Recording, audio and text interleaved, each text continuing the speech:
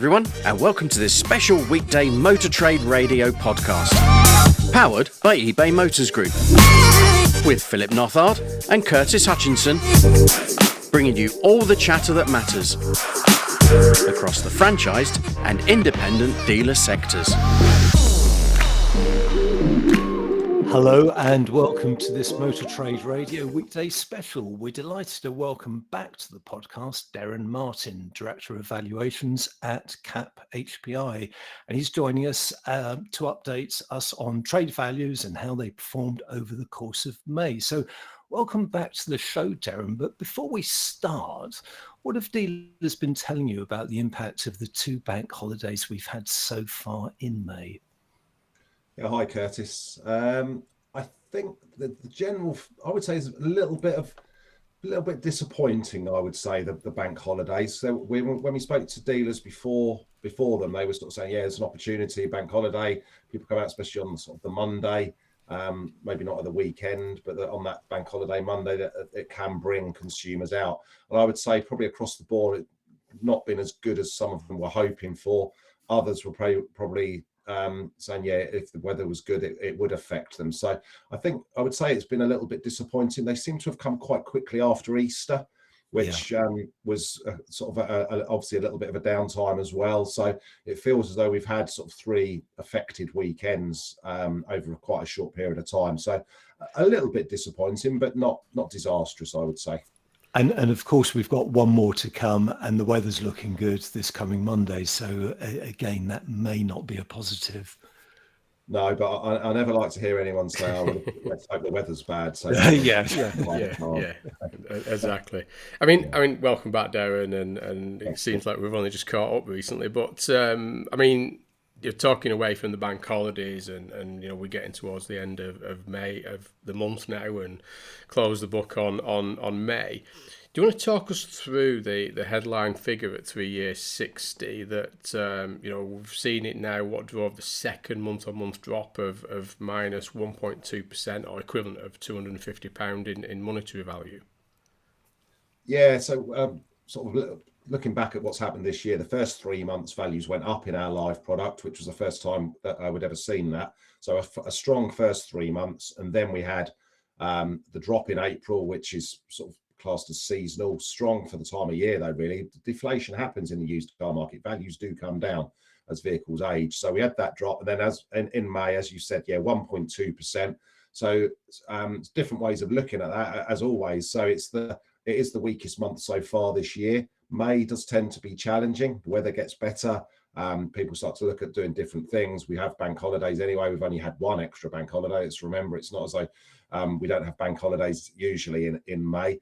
So it's the weakest month this year, but so far. But when you look back historically, it's actually quite strong for May. We've had certainly some weaker months, weaker Mays in previous years. So it's I would say it's a positive still. And I think what we're seeing is a fairly stable market. We've got less volume in the market from where there used to be before the pandemic. Around sort of 10-15% less in the trade data that we're seeing, but it is more than last year. So there's more cars selling. It's I would say it's very stable, and compared to previous Mays, ignoring sort of the last three highly unusual years where values were very stable. Last year went up ridiculously the year before, and that was the start of that sort of crazy period in 2021. And then obviously the very heavily affected 2020. So prior to that, since we introduced live, the average monthly figure for May is a 1.8% drop. So for it to be a 1.2% drop, I'm classing that as a pretty positive month, really. Yeah, and I think you make a good point there that people forget that we're in a depreciating asset market, aren't we? In general, we do, and a 1.2% decline or an easing, and obviously it's only the headline figure at 3 years 60, is kind of a normal seasonality movement in pre-pandemic years, isn't it? So it's not negative. No, it's slightly down, but let's remember that values went up by 30% in 2021 and didn't come down by much last year either. Very, very stable. So we've got a new level for used vehicle prices, and it's not coming down anywhere near as quickly as it went up by. So we've got that new level, and now we're into a lot more of a sort of a normal seasonal feel this year. And Derren, looking at the individual vehicle sectors, which ones stood out in terms of rises and falls over the course of May?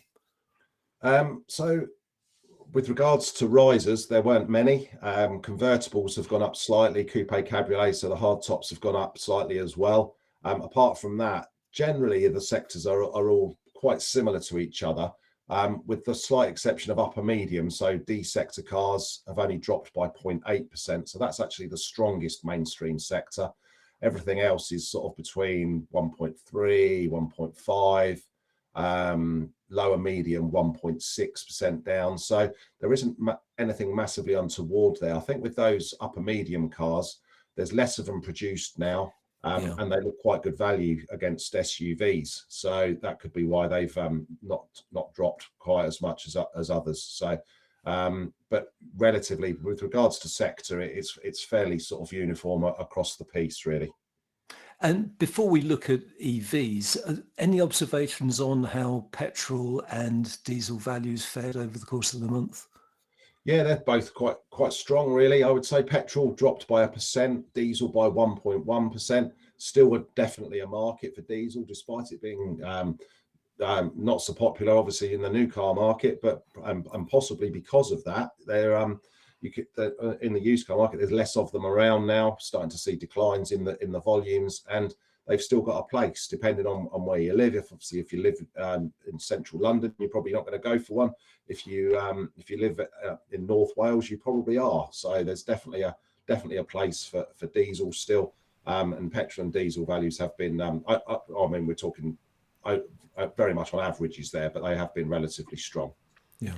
And we can't have you on without talking about the topic of the moment around EVs. And I know that Chris Plum was on the BVLA webinar this week, sharing his sort of views on what's happening around battery electric vehicles currently. But on the whole, in your editorial, it talks about values down for the 9th month in a row.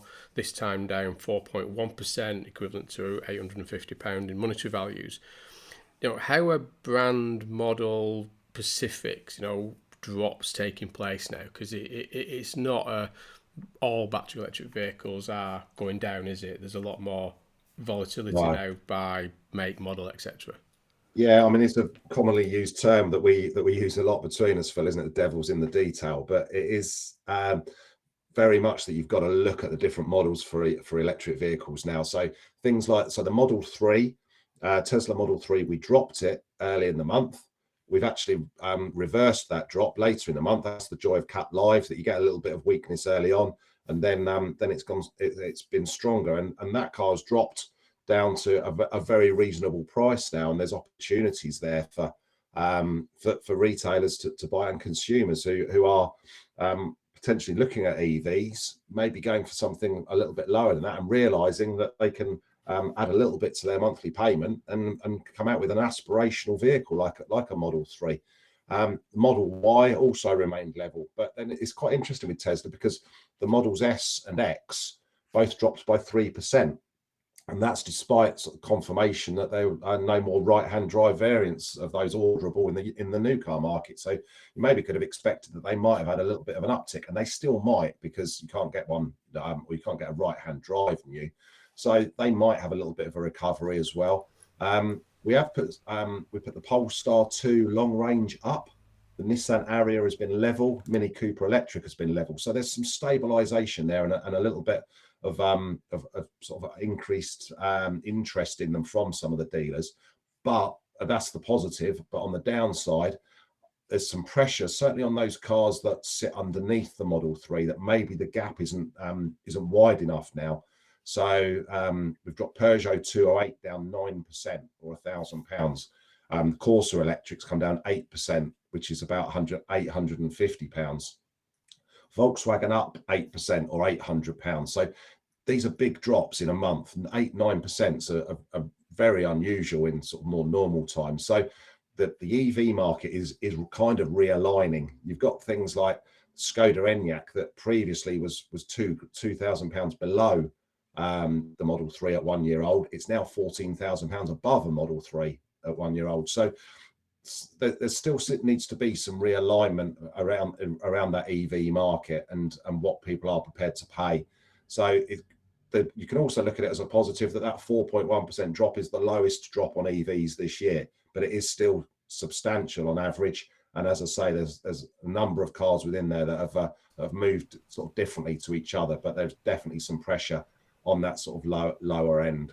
And in sort of plug-in hybrids and hybrids in general, what's happening in that market? Because I think you cited that it's still a bit of a challenging month was May for alternative fuel in general, and that plug-in hybrid market and hybrids in general took a little bit of pressure as well.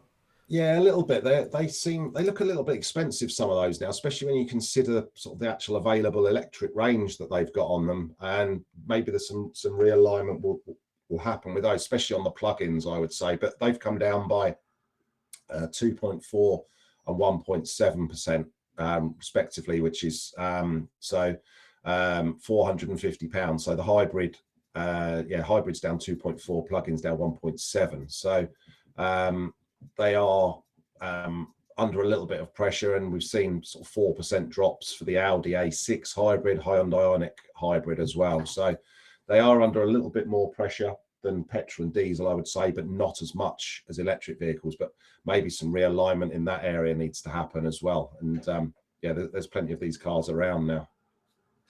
So clearly some volatility there in some EVs and PHEVs. And I was interested in what you said about the Model S and X, the Tesla models there. So that's what I'll be buying, Derren, because I reckon they're going to go up. But what were some of the standout models in terms of rises and falls in May across petrol and diesel? What was that more stable? Yeah, definitely more stable. We've put some vehicles up. As I said, convertibles have gone up slightly. I think the biggest rise that we had this month was the BMW 4 Series convertible diesel. So quite an interesting sort of vehicle that has gone up in value. Seasonal vehicles, when the sun's shining, convertibles is the time. Maybe the time to buy them was a month or two ago for dealers. Get them on the forecourts for now. But if they can get them now and get them going, then there's some opportunities there. But also we've seen some maybe sort of more unusual rises. Vauxhall Crossland X diesel went up by 4%.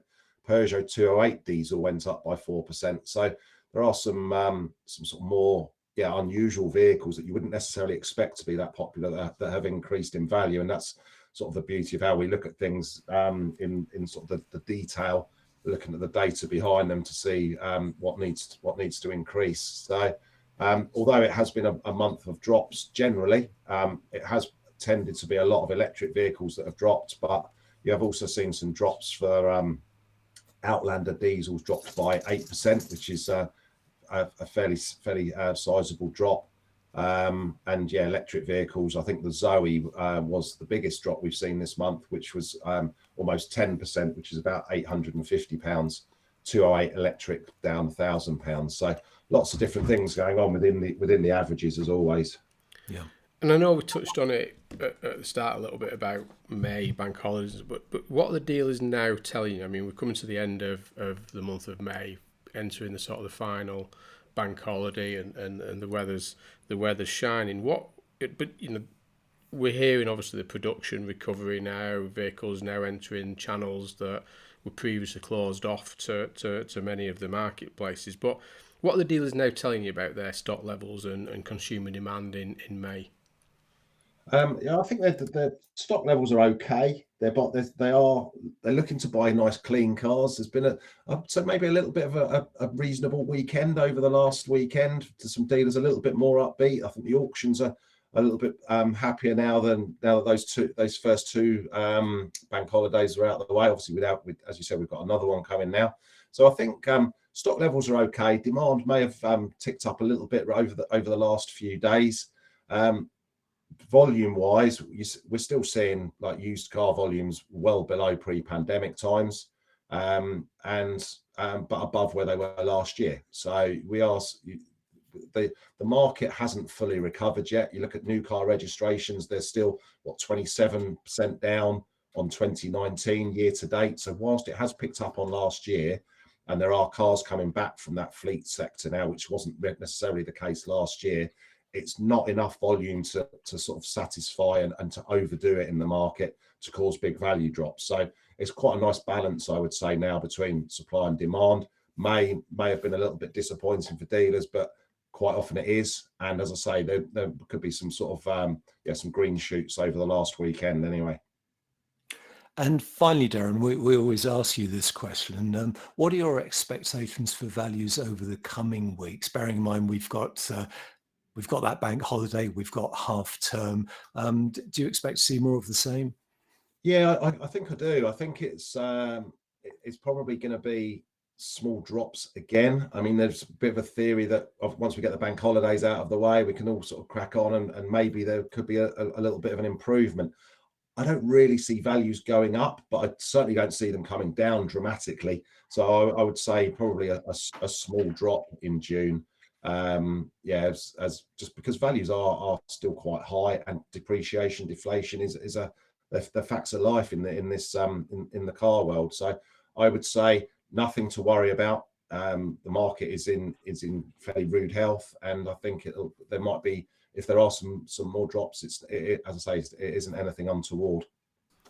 No, I think it's a good sum up of where we are at the minute into it. I think we've got to be careful that we're not too negative when we do see some realignment of what's happening in a normal marketplace. And, we, as you point out there, Derren, we're, where we are at the time of the year. Product is starting to come back. Demand is okay. There's a lot going on in the marketplace generally around the economy and cost of living and things like this. But we'll get through it. And as you say there, I mean, you summed it up right at the start there with the Model 3, weakness and then recovery within weeks, and it can change. It can change very quickly. So, EV probably got a little bit of more realignment to come. I would say in general, isn't it? Yeah, I mean, there's still a lot going in that marketplace, isn't there, in terms of that demand and products going around it. But I mean, always a pleasure to have you on. And I say, if anybody hasn't sort of read this month's editorial, then you can get it off the CAP HPI website. That's cap-hpi. Is it co.uk.com? I think it's commentit.com. Or just connect with Derren on LinkedIn, and Derren, I know you've already shared that, so do go and have a look at the editorial in detail and the survey as well that comes with that. So have a look at that, and I think that's thanks for coming back on, Derren. As always fascinating. I think you just putting that confidence in reality of what's happening in the marketplace is always good for the listeners. Yeah, no, it's a pleasure, and happy to come on and let you know what we're seeing in the market. Thanks very much, Derren. Cheers. Have a great weekend. Thank you for listening to this special weekday Motor Trade Radio podcast, powered by eBay Motors Group. Philip and Curtis will be back with the week's big motor retailing headlines on Saturday. Live, on demand, wherever you are, and on your podcast feed. In the meantime, if you'd like to get in touch with Philip and Curtis, come on the show or send a press release, then email them at motortraderadio@yahoo.com. You can also join the Motor Trade Radio, LinkedIn and Facebook groups, or follow the podcast on Twitter. You've been listening to the Motor Trade Radio podcast, bringing you all the chatter that matters.